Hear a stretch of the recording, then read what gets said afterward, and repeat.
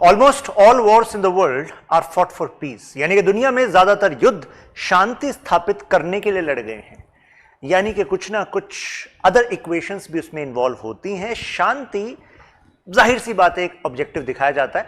अब ऐसा ही कुछ एग्जांपल हमें शो होता है when we talk about NATO, SEATO, CENTO, Warsaw Pact. इस वीडियो में हम हर एक इस ऑर्गेनाइजेशन को रूट से पकड़ेंगे, ठीक, लेकिन वीडियो को कुछ ऐसे डिवाइड किया गया है कंटेंट को कि हम स्टार्ट करेंगे थोड़ा करंट से, अभी नेटो क्या कर रहा है, क्योंकि नेटो ही है इन सभी नामों में जो अभी बचा हुआ है, नेटो ही है जो कंटिन्यूसली इवॉल्व होता रहा है। तो भाई ऐसा कैसे? सबसे पहले जरा देख लीजिए, ये अपडेटेड लिस्ट है 2024 की, यानी कि अभी नेटो में 32 मेंबर्स हैं। ये देख रहे हैं आप, फुल फॉर्म में हम देखें तो क्या है, नॉर्थ अटलांटिक ट्रीटी ऑर्गेनाइजेशन। ये है आपका नॉर्थ अटलांटिक। तो इधर आपका यूएसए, कनाडा, और इधर आपके वेस्टर्न यूरोपियन नेशंस। इनका मानना यह था स्टार्टिंग में कि अल्टीमेटली जब तक ये ट्रांस अटलांटिक कोई सिक्योरिटी एग्रीमेंट नहीं होगा तब तक इस एरिया में सुरक्षा स्थापित करना जरा मुश्किल होगा। वर्ल्ड वॉर 1 कहां से शुरू हुआ? यहीं से। वर्ल्ड वॉर 2 कहां से शुरू हुआ? यहीं से। तो भाई साहब यानी कि 2 विश्व युद्ध का हॉटस्पॉट रहा है ये। तो अगर इसका समाधान ढूंढना है तो क्या करना पड़ेगा? तो आप कहेंगे सर नेटो को तो अल्टीमेटली यूएसएसआर को पुशबैक करने के लिए बनाया गया था ना। Actually that is partially true. वो एक मेन ऑब्जेक्टिव है, लेकिन इसके अलावा भी ऑब्जेक्टिव है। 2 और ऑब्जेक्टिव थे जो मैंने आपको कहा। वर्ल्ड वॉर 2 जैसा अब दोबारा ना हो यूरोप में, उसके लिए आपको रोक लगानी पड़ेगी नेशनलिस्टिक मिलिटरिज्म पर। मतलब जैसे जर्मनी में, इटली में हमने मुसोलिनी का राइज देखा, इटली में नाजी हिटलर का राइज देखा जर्मनी में। तो कहीं ऐसा ना हो कि किसी एक के पास ऐसी पावर आ जाए फिर आपस में लड़ते रहें। आज इस यूरोप को आप जोन ऑफ पीस कहते हैं, लेकिन एक समय पर यह जोन ऑफ कॉन्फ्लिक्ट था, राइट? ऐसा हम कैसे अवॉइड कर सकते हैं कि ऐसा भविष्य में ना हो? व्हेन वी अलाइन देम, और यू कैन से do a political integration of them, यानी कि एक साथ ले आओ, एक अम्ब्रेला के अंडर ले आओ, राइट? और कई बार आपको नहीं लगता कि अगर आपको कुछ लोगों को एक करना है तो उनको एक कॉमन एनिमी देना पड़ेगा, उन्हें बताना पड़ेगा, अरे यार फ्रांस, जर्मनी, तुम आपस में एक दूसरे को दुश्मन सोच रहे हो, इससे बड़ा दुश्मन तो यूएसएसआर है। तो वो सोचेंगे यार बात तो ठीक है, सबसे बड़ा दुश्मन तो यूएसएसआर है, कम्युनिज्म है, तो इस बहाने यूरोप एक होगा कि नहीं होगा? होगा। This was one strategy.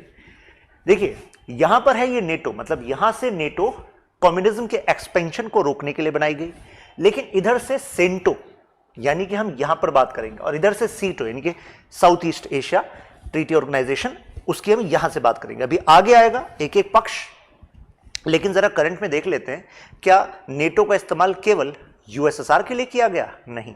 Example 9/11 याद है ना, World Trade Center, Osama bin Laden, Al Qaeda attack हुआ।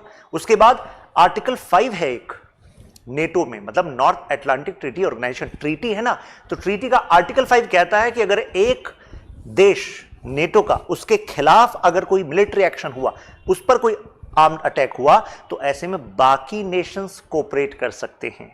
समझ में आ रही है बात? तो एक तरीके से अगर अलकायदा की तरफ से यहां पर अटैक हुआ तो आर्टिकल 5 को इन्वोक किया गया, और उसके बाद नेटो अलाइज ने मिलकर अफगानिस्तान में क्या किया वो तो हम सबको पता है, ऑपरेशन एंड्यूरिंग फ्रीडम। नेटो इस दौरान, मतलब 2001 की बात कर रहा हूं क्योंकि 2001 में यह हुआ, नेटो इस दौरान अपनी जो मेंबरशिप को उसको ओपन रखे हुआ था, मतलब वो कह रहा था कि हम तो एक्सपेंड करते रहेंगे।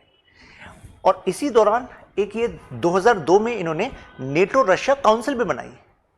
तो आप कहेंगे मतलब चल क्या रहा है? चल ये रहा है कि देखो नेटो का इस्तेमाल अब कहां हो रहा है? आपके अफगानिस्तान में। नेटो का फोकस कहां है कि कहीं अलकायदा, तालिबान, मतलब उस समय अलकायदा पर फोकस उनका हो रहा है, कहीं ऐसा ना हो ये बड़ी हमारे लिए प्रॉब्लम क्रिएट कर लें। तो अल्टीमेटली रशिया के साथ भी कोऑपरेट कर लेते हैं, क्योंकि इस बीच कितने सारे जो टेररिस्ट अटैक हुए वो केवल यूएसए में नहीं हुए, यूएसए में तो 9/11 हुआ, इसके अलावा यूरोप में भी हुए। तो रशिया के साथ इन्होंने कोऑपरेट करना स्टार्ट किया कि भाई देखो ऐसा है, आपस में बाद में देखेंगे, मुद्दा भी है सुरक्षा का, सुरक्षा पर हम दोनों को कोऑपरेट करना चाहिए। ये बैठे मिस्टर पुतिन, तब नए नए ये पावर में आए थे रशिया में। खैर, लेकिन 2002 में हमें लगने लगा कि शायद अब तो यूएसए, वेस्टर्न यूरोप और रशिया के बीच में अच्छे दिन आ गए हैं। मिस्टर पुतिन भी शुरुआत में पॉजिटिव यू कैन से नोट देते थे अपने स्पीचेस में, ऐसा लग रहा था कि अब रशिया और यूएसए के बीच में रिश्ते अच्छे होंगे, लेकिन इस बीच एक और कड़ी आती है। जरा देख लीजिए यूरोपियन पार्लियामेंट क्या कह रही है। यूरोपियन पार्लियामेंट कह रही है कि यूक्रेन जो है ना भविष्य में यूरोपियन यूनियन का पार्ट बन सकता है। ये 2002 में उन्होंने कहा। अगर ऐसा कहा तो मुझे बताओ रशिया कॉशियस होगा कि नहीं होगा? आप कहेंगे सर रशिया क्यों कॉशियस होगा? देखिए रशिया इसलिए कॉशियस होगा कि ये वाला जो एरिया है ये माना जाता है रशिया की सॉफ्ट बेली। रशिया ट्रेडिशनली इसको अपने इन्फ्लुएंस में रखता है क्योंकि एक समय पर ये पूरा पार्ट यूएसएसआर का पार्ट था, ये वाला पार्ट यूएसएसआर का पार्ट था। तो भाई 1991 में भले ही डिसइंटीग्रेशन हो गया, लेकिन अगर रशिया को अपने आप को सिक्योर रखना है तो यानी कि नेटो से अपनी बाउंड्री के बीच में कुछ बफर रखेगा कि नहीं रखेगा? रखेगा। तो Ukraine is one such buffer, क्योंकि Ukraine was part of USSR, है कि नहीं?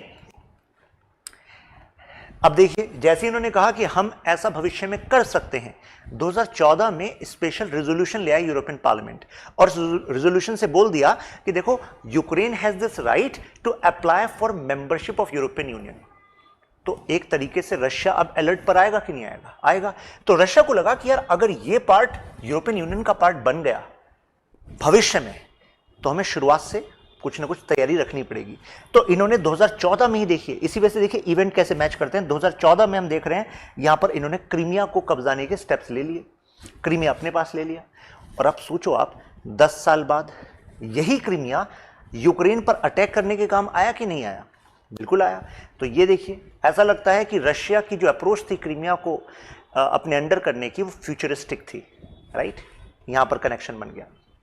लेकिन यह भी कहा जा रहा है कि यार नेटो शायद इसमें फिर भी एक पॉइंट ऊपर आ गया रशिया से। कैसे? रशिया का लॉस इस वजह से क्योंकि अभी स्वीडन और फिनलैंड दोनों नेटो का पार्ट बन गए। अब फिनलैंड का बॉर्डर रशिया से कनेक्ट करता है कि नहीं करता है? तो आप कहेंगे ठीक है सर, मतलब यूक्रेन तो नहीं आया ना, यूक्रेन तो मांग रहा है नेटो की मेंबरशिप। वो तो नेटो कह रहा है कि ठीक है भाई पहले अपना वॉर आप समाप्त कर लो, उसके बाद आपको मेंबरशिप देंगे। क्योंकि अगर बीच वॉर में आप यूक्रेन को मेंबर बना लेते हैं तो उसका मतलब है कि अब तो सभी नेटो मेंबर्स को यहाँ पर आना पड़ सकता है, राइट? वो नहीं चाहते ऐसा, वो चाहते हैं पैसा हथियार ही देते रहो। अब ये मेजर लॉस क्यों है? क्योंकि यहाँ पर कहानी कनेक्टेड है कोला पेनिनसुला से। ये जो आप रीजन देख रहे हैं कोला पेनिनसुला, ये जो पार्ट आप देख रहे हैं वो पार्ट है रशिया का, जहाँ पर रशिया की नेवल फ्लीट, सबमरीन्स, यहाँ पर मतलब हैवी इन्वेस्टमेंट है रशिया का। अब ऐसा क्यों? क्योंकि ये देखिए ये है नॉर्वेजियन करंट्स, तो ये वार्म करंट्स इस एरिया में जाती हैं जिसकी वजह से विंटर में भी ये वाला जो एरिया है ये एक्सेसिबल होता है रशिया को। और आप खुद सोचो रशिया एक तरीके से यहाँ ये वाले एरिया से तो लैंडलॉक्ड हो गया, राइट? ये वाला एरिया फ्रोजन हो गया। तो अगर रशिया को अपने नेवल एसेट्स को मोबिलाइज करना है तो उसको वार्म पोर्ट्स की जरूरत है कि नहीं? कहा जाता है ये भी एक कारण है क्रीमिया के एनेक्सेशन का, जिससे कि ब्लैक सी का रास्ता यहां से क्लियर हो सके। और ऐसे में कोला वाला पॉइंट समझ लीजिए कि शतरंज है ये, और शतरंज पर एक स्टेप ऊपर यहां पर नेटो हो गया है, राइट? क्यों? क्योंकि यहां पर उन्होंने फिनलैंड को अपने पास कर लिया, जिसकी वजह से कोला पेनिनसुला के पास आ गए, राइट? क्योंकि अगर ये वाला पार्ट नेटो का पार्ट बन गया तो भाई साहब डायरेक्ट नेटो की फोर्सेस इसको मतलब अपनी फोर्सेस को यहां पर स्टेशन कर देंगी। In time of conflict Russia के नेवल एसेट्स को भारी नुकसान बहुत कम समय में नेटो पहुंचा सकती है। समझ में आई बात? अब जरा हिस्ट्री से लेते हैं इस पूरे टॉपिक को। नेटो की शुरुआत कहां से हुई? ये देख रहे हैं devastation of Europe, world war 2, 1939 से 1945 तक। अब यूरोप को जरूरत थी एक इकोनॉमिक सपोर्ट की, एक सिक्योरिटी सपोर्ट की। इकोनॉमिक सपोर्ट के नाम पर अंकल सैम यानी कि यूएसए ने कहा टेंशन मत लो, हम मार्शल प्लान लेकर आ रहे हैं। मार्शल प्लान का मतलब है कि आपके यूरोपियन रिकवरी के लिए हम पैसा देंगे। अब देखो यूएसए ऐसा कर रहा है तो इससे फायदा हुआ क्या? फायदा तो हुआ यूरोप को, लेकिन इंटरनेशनल पॉलिटिक्स का रूल है जो भी किया जाता है नेशनल इंटरेस्ट के लिए किया जाता है। यूएसए को क्या फायदा हुआ? अरे एड जो गई वो किस में गई? यूएस डॉलर में। और 1945 जैसे ये एंड हुआ, यही तो वो साल है जब हमने आईएमएफ एंड वर्ल्ड बैंक की स्थापना देखी। कहां थी? वॉशिंगटन डीसी में। तो एक तरीके से यूएसए को की जो डॉलर करेंसी है यूएस डॉलर, उसको इंटरनेशनल लेवल पर रिजर्व करेंसी का स्टेटस देने में ये डेवास्टेशन भी काम आई एक तरीके से। लेकिन हाँ ठीक है भाई, हेल्प तो हुई, लेकिन हेल्प होने से यूएसए की इकोनॉमी और ज़्यादा इंटीग्रेट हो गई वेस्टर्न यूरोप से। वेस्टर्न यूरोप का भी फायदा हुआ, लेकिन इससे यूएस की इकोनॉमी को भी एक मेजर बूस्ट मिला। दूसरा एक रीजन है सोवियत थ्रेट, मतलब कि ये जरूरत थी यूरोप को, क्योंकि देखो यूरोप में करीब कहा जाता है 1.96 करोड़ के आसपास तो सिविलियंस मारे गए थे, 36 मिलियन के आसपास तो 36.5 के आसपास टोटल लोग मारे गए थे। उस समय डिपेंडेंट थे राशनिंग पे, यानी कि खाना वगैरह इन सब के लिए भी डिपेंडेंट थे। यूएस का कहना है कि देखो ऐसा नहीं है कि नेटो बनाने की हमने सबसे पहले सोची। आप ये देखो यूएसएसआर भी तो हमारे लिए थ्रेट क्रिएट कर रहा था, क्योंकि नेटो तो क्रिएट हुई 1949 में। जरा देखो 1948 में क्या हुआ, चेकोस्लोवाकिया में एक डेमोक्रेटिक गवर्नमेंट हटा दी जाती है। कहा जाता है कम्युनिस्ट फोर्सेस ने किया, और उसको सपोर्ट किसने किया, सोवियत ने किया। तो यूएसए कह रहा है कि यार तुम हमें गलत मान रहे हो, ये तो देखो 1948 communist party Czechoslovakia banking Soviet union over through democratic elected government. तो अगर वहां पर एक लोकतांत्रिक सरकार बदली जा सकती है तो भाई साहब कहीं भी बदली जा सकती है। तो अपने यहां बदलने का इंतजार करें क्या? इससे अच्छा है कि पहले से कुछ we should have some steps in place, right. एक और एग्जांपल, जैसे कि बर्लिन ब्लॉकेड, बहुत ही फेमस इवेंट है कोल्ड वॉर का, क्योंकि जैसे ही वर्ल्ड वॉर 2 खत्म हुआ तो उसके बाद जर्मनी को 2 पार्ट में डिवाइड कर दिया गया था, East Germany, West Germany. West Germany पर इंफ्लुएंस किसका था, वेस्टर्न यूरोपियन नेशंस का, राइट। ईस्ट जर्मनी पर किसका था, सोवियत का, क्योंकि वैसे तो वर्ल्ड वॉर 2 में दोनों साथ एक पार्टी में लड़ रहे थे, क्योंकि उस समय पर इनका दुश्मन कौन था, इटली, जर्मनी, है ना। लेकिन जैसे ही वर्ल्ड वॉर खत्म हुआ इन्होंने जर्मनी को डिवाइड कर लिया। अब यहां से आइडियोलॉजिकल डिवाइड और एक दूसरे के प्रति जो इनसिक्योरिटी की जो भावना थी वो बढ़ने लग गई इनकी। अब ये बर्लिन ब्लॉकेड में हुआ क्या, जो बर्लिन कैपिटल है उसको भी 2 पार्ट में डिवाइड किया गया था। लेकिन कुछ ऐसा था, अगर ये मैंने जर्मनी को डिवाइड कर दिया, बर्लिन यहां है तो बर्लिन को भी 2 पार्ट में डिवाइड कर दिया। अगर यहां पर ये ईस्ट जर्मनी है और इस पर यूएसएसआर का इंफ्लुएंस है, तो मुझे बताओ यूएसएसआर का इंफ्लुएंस तो इस पूरे एरिया में हो गया, बीच में ये बर्लिन है। तो इधर वाला जो एरिया है वेस्ट वाला, ये एरिया किसके इन्फ्लुएंस में था, ये मान लीजिए ब्लू वाला पार्ट आप वेस्टर्न यूरोपियन नेशंस, और ये इनके इन्फ्लुएंस में। तो उन्होंने क्या कर दिया, ब्लॉक कर दिया। अब इस पूरे एरिया को अगर ब्लॉक कर दिया तो इस ब्लू वाले पार्ट में कैसे आप कांटेक्ट करेंगे, कैसे रसद पहुंचाएंगे, क्योंकि यहां से ये रास्ता बंद हो गया। तो ऐसे में देखिए ये फेमस इवेंट था कि हवाई यात्रा के थ्रू, मींस एयर सपोर्ट से civil supplies were provided, and ultimately Stalin का जो प्लान था ब्लॉक करके इसको भी फाइनली एसिमुलेट कर लेंगे, वो सक्सेसफुल नहीं रहा। तो नेटो के इमरजेंस में मतलब आप रोल देख रहे हैं, sense of insecurity. Marshall plan, अब यूएसए की तरफ से मार्शल प्लान आया, स्टालिन की तरफ से भी एक काउंटर ऑफर आया था ईस्टर्न यूरोपियन नेशंस को, जो लास्ट में मतलब सेकंड लास्ट में आएगा वीडियो के, कॉमेकॉन जानेंगे उसको। मार्शल प्लान था क्या कि basically European economic recovery package, हम पैसा देंगे आपको डेवलप कराने का। कारण क्या था, कारण यह था कि देखो आपको इकोनॉमिकली साउंड तो होना ही पड़ेगा, लेकिन साथ साथ में पॉलिटिकल इंटीग्रेशन के लिए जरूरी है कि तुम्हारी इकोनॉमी एक दूसरे की जरूरत को समझे, और इस वजह से सिक्योरिटी कवर तुम ढूंढो। ऐसा नहीं है कि तुरंत ही यूएसए के साथ इंटीग्रेट हो गए थे वेस्टर्न यूरोपियन नेशंस। इन्होंने शुरुआत में तो वेस्टर्न यूनियन नाम से एक संस्था बनाई, इन्होंने सोचा चलो हम आपस में कर लेते हैं, लेकिन फिर समझ में आ गया इनको जब तक ये ट्रांस अटलांटिक कोई एक कवर नहीं होगा, नेटो जैसी बॉडी नहीं होगी, तब तक इनकी सुरक्षा मजबूत नहीं होगी। आप खुद ही सोचो भाई साहब, वर्ल्ड वॉर से रिकवर हो रहे हैं, अल्टीमेटली वर्ल्ड वॉर में पॉजिटिव किसके लिए रहा, मतलब यूएस के लिए रहा। यूएस की ज्योग्राफी भी इसका एक बड़ा रीजन है, तभी हम जियो पॉलिटिक्स में ज्योग्राफी, जियो को इंपॉर्टेंस देते हैं। तो ऐसे में इसका सुरक्षा कवर रहेगा भी, तभी तो सुरक्षा कवच मजबूत बनेगा। इसी सोच से फाइनली आती है नेटो, और आर्टिकल 5 कहता है, देखिए क्या कहता है, an armed attack against one or more of them shall be considered as attack against all. तो एक तरीके से आपने अपने सिक्योरिटी अपरेटस को पूल कर लिया, आपके पास एक हथियार, दूसरे के पास 2 हथियार, तो ऐसे 10 लोग अगर साथ आ गए तो आप ये मानकर चलो कि आपके पास 10 हथियार हैं। तो सुरक्षा बढ़ेगी कि नहीं बढ़ेगी, बढ़ेगी।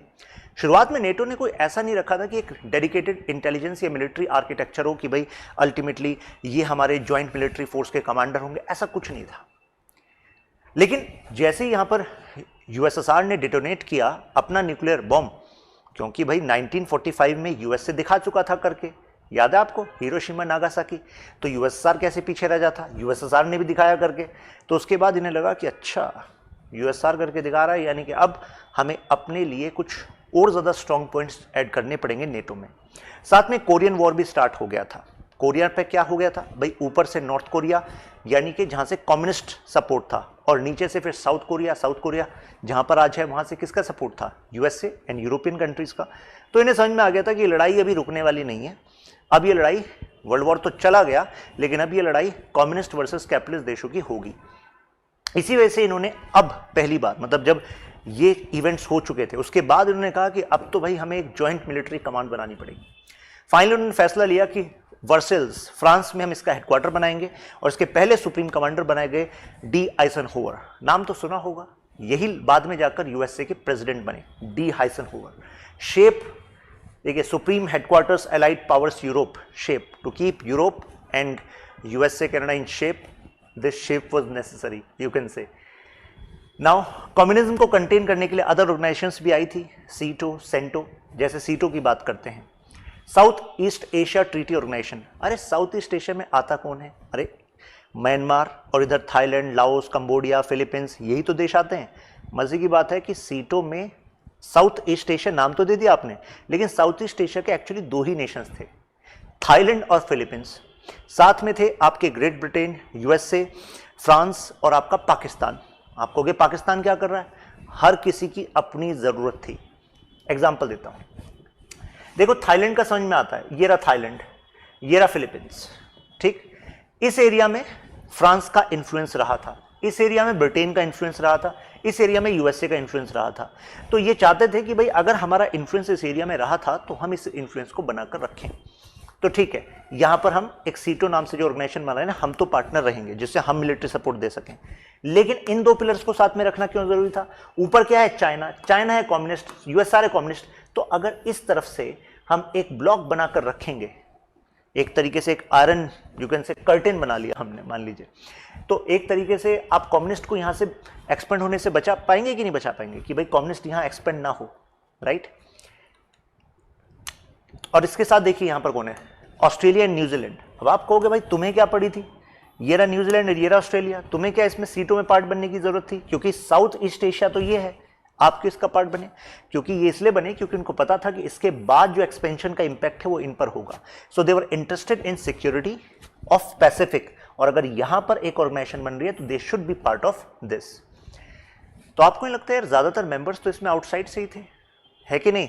थाईलैंड, फिलीपींस ही थे साउथ ईस्ट एशिया के। तो पाकिस्तान साउथ एशिया में, साउथ ईस्ट एशिया में नहीं है। ये देखिए पाकिस्तान। अब आप कहेंगे पाकिस्तान को क्यों साथ लिया?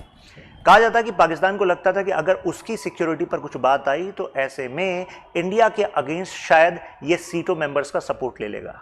यानी कि किसका सपोर्ट ले लेगा? UK, USA. क्या ऐसा कोई सपोर्ट इसके काम भी आया? याद करो 1971, याद आ रहा है? ये जो एरिया है बांग्लादेश, ईस्ट पाकिस्तान होता था, उस समय पर पाकिस्तान का साथ देने आया कौन था? यूएसए यहां से आया था, यूके यहां से आ रहा था, और वो पिंसर अटैक इंडिया पर कर रहे थे। तो ये टैक्टिक थी सीटो किसकी? पाकिस्तान की भी, कि चलो हम भी इसका मेंबर बन जाएंगे। इंडिया तो नहीं बन रहा था इनका मेंबर, क्यों? क्योंकि India believed in NAM, non aligned movement. तो हम पर पिंसर अटैक की तैयारी थी, लेकिन हमने उससे पहले ही यूएसएसआर के साथ फ्रेंडशिप ट्रीटी की हुई थी। यूएसएसआर का एयरक्राफ्ट कैरियर्स यहां पर आए, इन्होंने इसको घेरा, यूएसए को कहा कि तुम खुद वापस जा रहे हो या फिर कुछ आतिशबाजियां चलेंगी? तो उन्होंने कहा कि नहीं नहीं, हम वैसे ही आ जाते हैं, क्योंकि ultimately both are nuclear powers, क्यों एस्केलेट करना।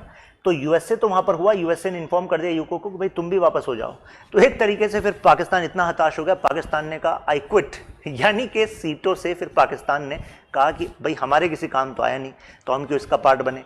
तो फिर पाकिस्तान इससे बाहर हो गया था। तो आप देख रहे हैं कि जो भी इसमें था वो अपने अपने वेस्टेड इंटरेस्ट की वजह से था। जैसे एग्जांपल देता हूं, आप अभी सोच रहे होंगे सर यूएसए का तो सर एक इंटरेस्ट था, यूएसए का इंटरेस्ट एक्चुअली इस रीजन का भी था। एग्जांपल दूं आपको, जैसे कि यहां पर इस रीजन को हम कहते हैं वियतनाम।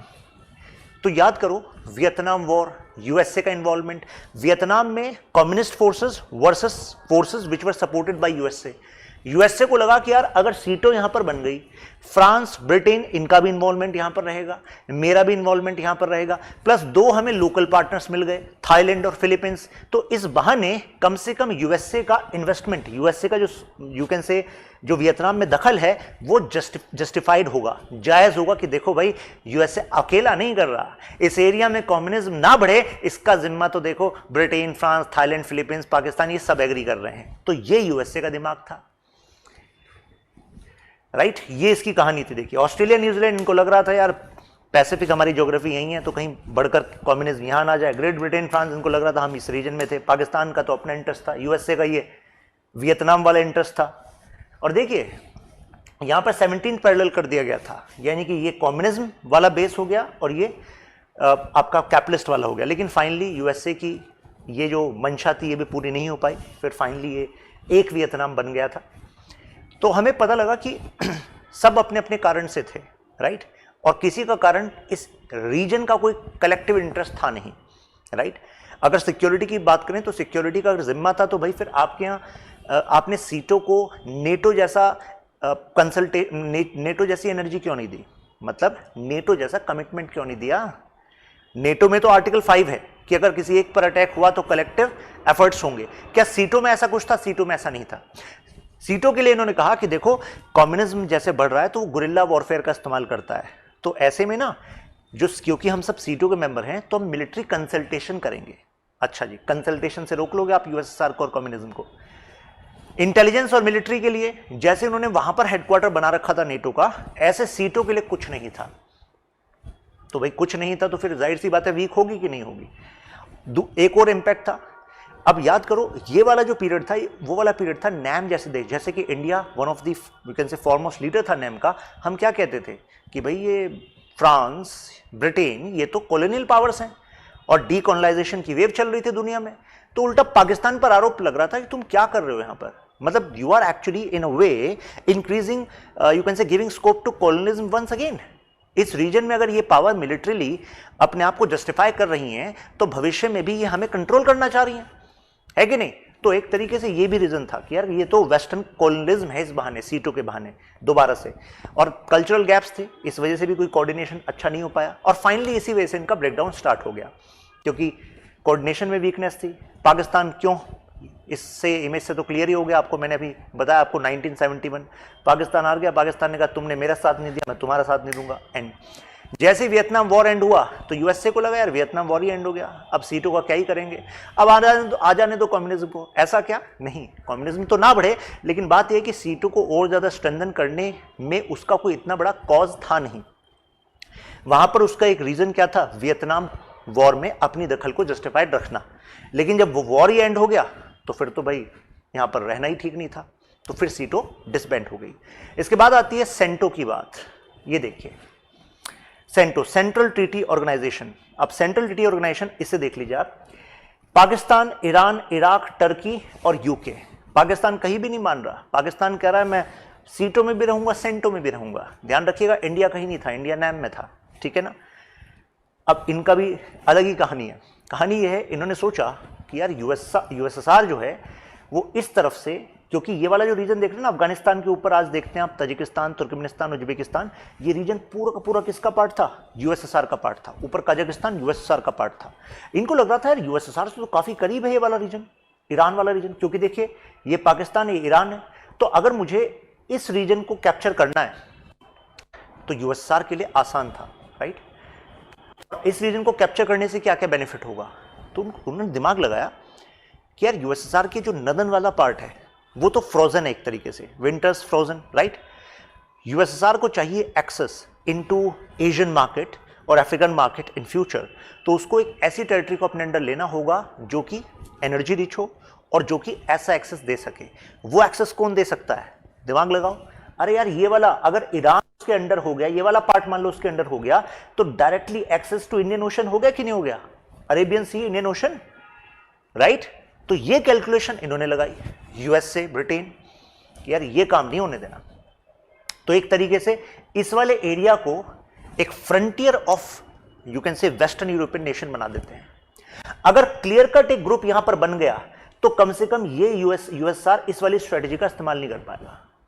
तो आप सोचेंगे यार दिमाग तो ठीक लगा रहे हैं, क्योंकि अगर ये वाला पार्ट यूएसआर और इंटीग्रेट कर लेता वहां से आके, तो फिर तो भाई साहब एनर्जी रिच ईरान भी अंडर आ गया, और ये वो वाला एरिया जिससे वेस्टर्न यूरोपियन नेशन मेडिटेरियन सी में इस एरिया से ट्रेड करते हैं। तो एक तरीके से इस रीजन पर यूएसआर का स्ट्रांग होने का मतलब है कि नेगोशिएटिंग पावर में यूएसआर पीछे नहीं रहेगा, क्योंकि आप सबका ट्रेड यहां से हो रहा है और यहां पर फिर कौन घूमता, यूएस की नेवल फ्लीट घूमती यहां पर, है कि नहीं। तो सब अपना दिमाग लगाए हुए थे पूरा का पूरा। यही तो गेम है स्ट्रेटेजी का। तो that is why they actually made this कि चलो ऐसा करते हैं, यहां पर एक ब्लॉकेज लगा देते हैं कि भाई तुम यहां से तो नहीं बढ़ पाओगे यूएसएसआर, ठीक है। लेकिन एक एक करके ये पत्ते भी गिरने लग गए। सबसे पहले गिरा इराक। इराक में जो इन्होंने सेंटो की थी, तो सेंटो में उस समय कॉन्स्टिट्यूशनल मोनार्की थी इराक में, लेकिन वहां पर हो गया तख्ता पलट। वहां पर आ गए भाई साहब करीम कासिम सोशलिस्ट। अब वहां पर सोशलिस्ट आ गया तो मुझे बताओ किसकी सब मतलब एक तरीके से किसका पल्ला भारी हो रहा है कोल्ड वॉर में? अरे कम्युनिस्ट का हो रहा है। तो वो तो ये वाली बात हो गई कि यार ये वाला जो गढ़ है तुम्हारा वो तो गिरा दिया गया है एक तरीके से, राइट। ये तो अब तुम्हारे साथ है नहीं। प्लस ये भी अपने आप में वीक थी, यानी कि जैसे मिलिट्री इंटेलिजेंस कोऑर्डिनेशन कोई हेडक्वार्टर ऐसा कुछ नहीं था। तो भाई यूएसएसआर को इस एरिया में आप आगे बढ़ने से रोकोगे कैसे, है कि नहीं। प्लस खुद इस एरिया में इनका जो काम था सेंटो का वो प्राइमरीली इकोनॉमिक रहा। जैसे एक जो काम इकोनॉमिक प्रोजेक्ट में अगर एग्जांपल दूं, ये जो आप देख रहे हैं ये देखिए वैन सूफियान रेलवेज 362 किलोमीटर का ये प्रोजेक्ट था और कनेक्ट देखिए किसको कर रहा है, लंदन से तेहरान। लंदन से तेहरान मतलब समझ रहे हैं कि यहां से चलता हुआ इस एरिया को कनेक्ट करता हुआ और फाइनली तेहरान ईरान तक एक रेलवे प्रोजेक्ट बनाया गया। तो इन्होंने सोचा कि यार इकोनॉमिक इंटीग्रेशन करते हैं तो इससे जो है सिक्योरिटी और पॉलिटिकल वो सब तो इंटीग्रेशन रहेगा। कुल मिलाकर बात यह है कि अगर आप एक दूसरे के लिए पैसों से मतलब इकोनॉमिक वे में ज़रूरी हो जाते हैं तो फिर पॉलिटिकली सिक्योरिटी भी आप इन्वॉल्व रहेंगे ही रहेंगे, राइट। क्योंकि आपको फ़ायदा अगर वेस्टर्न यूरोप से हो रहा है तो यूएसआर ऑफर देगा कि तुम हमारे साथ आ जाओ, तो आप देखोगे जहाँ बेटर ऑफर है। तो ये बेटर ऑफर देने की इन्होंने कोशिश की लेकिन कुछ ज़्यादा काम नहीं आया। फिर ईरान देखिए, ईरान गिरा। ईरान क्यों गिरा? वहाँ पर हो गया इस्लामिक रिवोल्यूशन। ईरान ने कहा देखो ऐसा है, फ्रांस ब्रिटेन तुमने बहुत शोषण कर लिया हमारा, क्योंकि इनके जो कंपनीज के कंसोर्टियम थे, कंसोर्टियम मतलब ग्रुप्स थे, उन्होंने ही ईरानियन ऑयल को चीप प्राइस पे, थ्रो अवे प्राइसेस पे एक्सप्लॉइट किया था। ईरान का ऑयल उससे अमीर खुद बन रहे हैं और ईरान की गवर्नमेंट को पपेट की तरह यूज कर रहे हैं। इन्होंने कहा अब ऐसा नहीं होगा, तो एक तरीके से भाई ये भी तुम्हारी तरफ से चला गया। तो नेटो इस तरफ से था, सेंटो यहां से था, सीटो यहां से था। सीटो और सेंटो तो चले गए, अभी हमने कहानी में समझ लिया। नेटो लेकिन लगातार एक्सपेंड आज तक हो रहा है, राइट। अभी मैं आगे कहानी में वर्सा पैक्ट पे जाता हूं। अभी आपको बता दूं यहां पर आपको पीडीएफ मिल जाएगी शशांक त्यागी फॉर यू टेलीग्राम ग्रुप में। आप मेरे साथ कनेक्ट भी हो सकते हैं इंस्टाग्राम टेलीग्राम पर। ये स्टडी आईक्यू का एक प्रतिज्ञा बैच आया। अगर आपकी तैयारी बहुत अच्छी चल रही है, वेल एंड गुड, लगे रहिए, ठीक है। अगर आपको एक वेल डिसिप्लिन मैनर में क्वालिटी प्रिपरेशन करनी है, उसका मतलब है टाइम से कोर्स कंप्लीट होने के साथ साथ रेगुलर असेसमेंट हो जाए, पर्सनल मेंटरशिप मिल जाए। Personal mentor apart from faculties इस कोर्स में आपको मिलते हैं। साथ में इसमें एक 100% स्कॉलरशिप की बात कर रहे हैं स्टडी आईक्यू। क्या है, जैसे आप प्रीलिम्स क्लियर करते हैं तो आपकी पूरी फीस रिफंड हो जाती है। प्लस आपको प्रीलिम्स से आगे की जो तैयारी है मेंस रेजिडेंशियल प्रोग्राम के तहत आपको फ्री में दी जाती है। कहने का मतलब है आपको दिल्ली बुला लिया जाता है, आपका fooding lodging everything is taken care by Study IQ. Then interview guidance program भी आपको इसी में दिया जाता है। अगर किसी का प्रीलिम्स क्लियर नहीं होता तो फिर 1 साल की इसी कोर्स की वैलिडिटी एक्सटेंड कर दी जाती है। यह है प्रतिज्ञा बैच, पहली बार इसमें ये ऑफर लाया जा रहा है। सब कुछ है इसमें, क्लासेस, बुक सेट, 18 बुक्स आपके घर भेजी जा रही हैं। तो P2I कहते हैं उसको, प्रीलिम्स से लेकर इंटरव्यू तक का 4 कोर्स हैं एक ही बैच में। तो आप studyIQ.com पर जाकर ज्वाइन कर सकते हैं। अगर आपके कोई जानने वाले ज्वाइन करना चाहते हैं वो भी कर सकते हैं। त्यागी लाइव कोड यूज कर लेंगे जो आपकी स्क्रीन पे शो हो रहा होगा, तो you will get extra discount, right. PSR optional मैं पढ़ाता हूँ, पॉलिटिकल साइंस बेसिक से लेकर पूरी डेप्थ तक, साथ में टेस्ट सीरीज। इसका बैच स्टार्ट हो रहा है 16 जुलाई को। तो already admissions are going on. तो अगर आप में से कोई तैयारी करना चाहता है तो ज्वाइन कर सकता है। पूरा सिलेबस मैं ही कराता हूँ इसमें। Now coming to Warsaw Pact. Warsaw Pact क्या है, आम भाषा में कह दें तो एक तरीके से नेटो कलेक्टिव डिफेंस है bye US and western European Nations. ये एक तरीके से कलेक्टिव डिफेंस है बाय यूएसएसआर। कलेक्टिव डिफेंस यानी कि हमारे तुम्हारे हथियार एक ही हैं, तुम पर हमला मतलब हम पर हमला, राइट। तो ये सिक्योरिटी स्ट्रेटेजी थी। वर्सा मिलिट्री अलायंस है, 1955 में स्टार्ट हुई। ईस्टर्न यूरोप को इन्होंने अलाइन किया अगेंस्ट हुम, अगेंस्ट नेटो। स्टालिन को एक बात और समझ में आ गई थी, मुद्दा केवल सिक्योरिटी का नहीं है। जो ये देश हैं जैसे कि आपका चेकोस्लोवाकिया, पोलैंड, ये देश एंटाइस हो रहे हैं with the Marshall plan package. याद आ रहा है क्या बताया था आपको, यूएसए का ऑफर कि यूरोप आपकी रिकवरी हम कराएंगे, डॉलर की सप्लाई हम करेंगे। तो चेकोस्लोवाकिया, पोलैंड, हंगरी ये भी सोच रहे थे यार हम भी पैसा ले लें वहाँ से, क्या दिक्कत है। तो स्टालिन ने कहा यार तुम भटको मत, तुम जब सुरक्षा का जिम्मा हमारा, तो तुम्हारी इकोनॉमी का भी हम ही इंतजाम करेंगे, राइट। तो उन्होंने उसके लिए भी एक अलग से एग्रीमेंट किया, जिसको हम भी जानने वाले हैं। फिर उसमें फ्लॉज क्या थे और क्यों वो डिक्लाइन हो गया, लॉजिकली आप समझ पाएंगे। ओरिजिनल सिग्नेटरीज ये देखिए, सोवियत यूनियन, यहां से देख लीजिए, Albania, Bulgaria, Romania, Hungary, Czechoslovakia जो बाद में ब्रेक हो गया था, पोलैंड, ईस्ट जर्मनी और ये पूरा सोवियत यूनियन। तो एक तरीके से ये था वर्सा पैक्ट।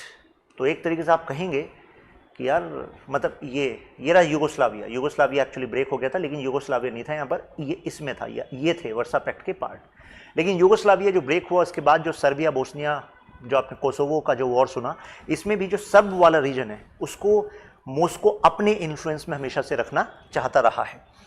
खैर, सोवियत का कंट्रोल इस रीजन पर, सोवियत ने कहा कि देखो सुरक्षा का तो है ही, हम ऐसा करते हैं, हम कैपिटलिस्ट मोड पर अपने आप को एक नहीं करेंगे। कैपिटलिस्ट मोड का मतलब है कि आप जो बना रहे हैं कुछ भी बना सकते हैं, ऐसा नहीं चलेगा, हम प्लान वे में करेंगे। अगर मान लीजिए रोमानिया और बुल्गारिया, रोमानिया बुल्गारिया में कुछ स्पेसिफिक तरह का रॉ मटेरियल अच्छे से मिलता है, मतलब गुड क्वांटिटी में मिल रहा है, तो आप उसकी फैक्ट्री, उसका एक्सट्रैक्शन प्लांट यहाँ लगाइए, उसका इस्तेमाल करके पोलैंड में मान लीजिए उस एक्सट्रैक्ट करके भेज दीजिए, पोलैंड में एक स्पेसिफिक तरह की इंडस्ट्री रखिए, दूसरी जगह दूसरी तरह की इंडस्ट्री रखिए, तो हम एक दूसरे के लिए इकोनॉमिकली ज़रूरी भी होंगे, प्लस हम अपने रिसोर्सेज का बेस्ट यूटिलाइजेशन कर पाएंगे। आप कहेंगे यार बहुत सही बात है, ये तो बहुत अच्छा काम कर रहे हैं, लेकिन यहाँ पर एक छोटा सा राइडर है। राइडर ये है कि जो आपको पैसा मिलेगा वो इस बात पर डिसाइड होगा कि आपकी जो इस गवर्नमेंट, जो आपकी जो गवर्नमेंट है, इस गवर्नमेंट ने उसका क्या प्राइस डिसाइड किया है। तो मीन्स कलेक्टिवली आप डिसाइड करेंगे किसका क्या दाम होगा। आप फ्री मार्केट में जैसे होता है ना कि जिस चीज़ की डिमांड ज़्यादा होगी उसका ज़्यादा भाव मिल जाएगा, ऐसा नहीं होगा। फिर एक और राइडर है, जिसने सरप्लस जनरेट कर लिया, सरप्लस का मतलब है जिसके पास ज़्यादा पैसा आया, तो वो उस पैसे को दूसरे एरिया में इन्वेस्ट करेगा, दूसरे देश में भी इन्वेस्ट करेगा, जिससे वहाँ पर भी डेवलपमेंट हो सके। तो जाहिर सी बात है, ज़्यादा पैसा तो कहाँ से मूव होगा, सोवियत यूनियन से ही मूव होगा, क्योंकि रिश्ते को मजबूत बनाकर चलना है तो पैसा तो खर्च करना पड़ेगा। रिश्ता तभी मजबूत होगा जब ये सारे देशों के लिए सोवियत यूनियन ज़्यादा ज़रूरी होगा। लेकिन आपको नहीं लगता ये मैटर बड़ा अनवायबल सा लग रहा है? यानी कि अगर इनके पास कुछ ऐसा रॉ मटेरियल आ गया जो भाई साहब दूसरे एरिया में बेचे तो ज़्यादा भाव मिलेंगे, तो ऐसे में तो इनके मन में लालच आएगा कि नहीं आएगा? आएगा। ये कहेंगे यार हम तो फर्जी में अपना नुकसान करा रहे हैं, राइट, इस पूरे पैक्ट के अंदर बनकर।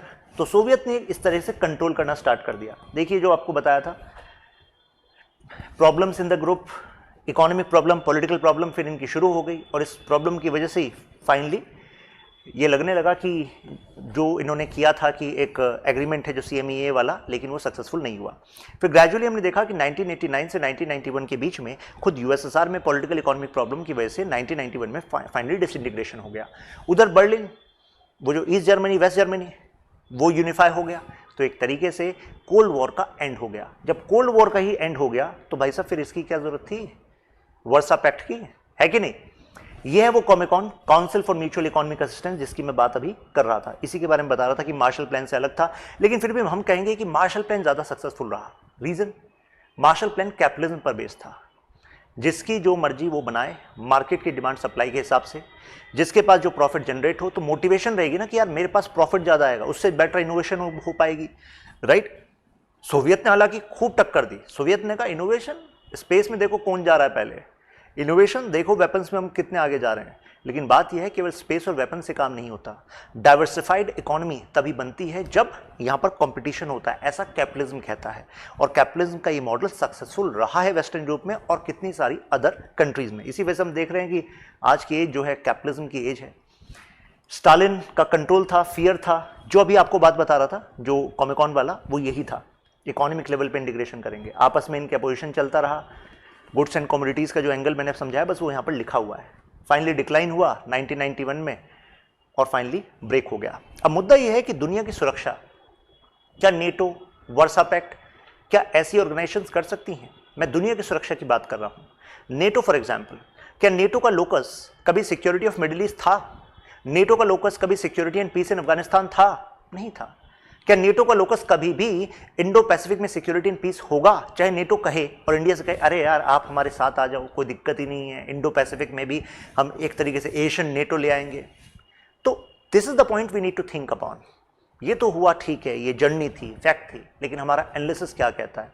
एनालिसिस ये कहता है कि लिबरल इंस्टीट्यूशनलिज्म जो शब्द है वो कहता है कि देखो, शांति को ऑब्जेक्टिव मानकर चलना तो पड़ेगा ही, उसके लिए कुछ इंटरनेशनल रूल्स बनाने ही होंगे, ज्यादा एफर्ट करने होंगे कि वो इंटरनेशनल रूल्स जो सबके लिए हैं और सबके सपोर्ट से हैं, सबके कोऑपरेशन से हैं, उसी से कोई स्कोप ऑफ पीस हो सकता है। बाकी जब भी देश की बात आती है तो आंखें खुली रखनी पड़ती हैं रियलिस्ट पर्सपेक्टिव से। रियलिस्ट पर्सपेक्टिव कहता है survival, self help, survival and self help, मतलब अपना सर्वाइवल के लिए सेल्फ हेल्प भी जरूरी है और सेल्फ हेल्प के लिए खुद की पावर जरूरी है। तो you can not rely on power of others, you have to rely only on power of your nation, right? So that is the way. यहां पर आप मेरे साथ कनेक्ट कर सकते हैं, इंस्टाग्राम, टेलीग्राम। ये क्वेश्चन है आपका आज की वीडियो से। Discuss the role of NATO in post cold war era, do you think India should also adopt for such security alliance? इसको वैसे मैं डिटेल में डिस्कस करता हूं। नेटो जो हमने जाना वो एक बेस जाना, PSIR जो ऑप्शनल है आपका, पॉलिटिकल साइंस इंटरनेशनल रिलेशंस, उसके पेपर 2 में हम इसी टॉपिक में मोक्ष की प्राप्ति करते हैं और ये क्वेश्चन वहीं से आता है। फिर मिलते हैं आपसे नेक्स्ट क्लास में।